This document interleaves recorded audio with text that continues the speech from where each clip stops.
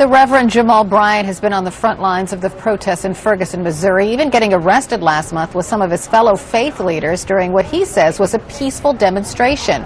He also says the police gave no warning and should have communicated with protesters instead of arresting them. Reverend Bryant joins me now from Ferguson. Good morning, sir. Good morning. Good morning. I was just wondering what you thought of Governor Nixon's ordering a state of emergency and the activation of the National Guard. Is that the right move? I think that the governor is really inciting an environment of fear and emotional abuse. I was talking about the responsibility of citizens, but never gave a word to police officers not to incite provocation or to even be excessive in their force. And I think that in order for the community to abide peaceably, it's got to be on both sides.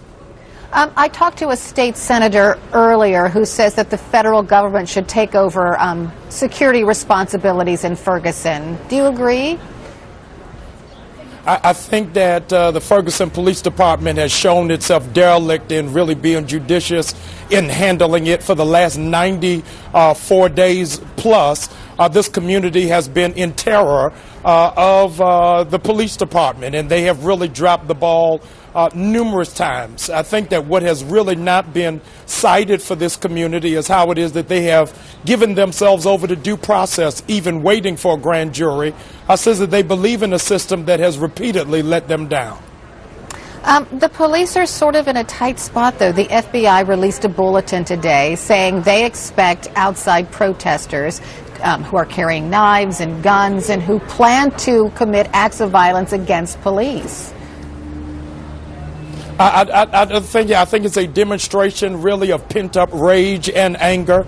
I think the NFL set a good standard for us today by talking about Mr. Adrian had to, in fact, look at what he did to a child. What the African-American community is saying, what have you been doing to our children? It's not just Ferguson, but Ferguson for the hip-hop generation is our Selma.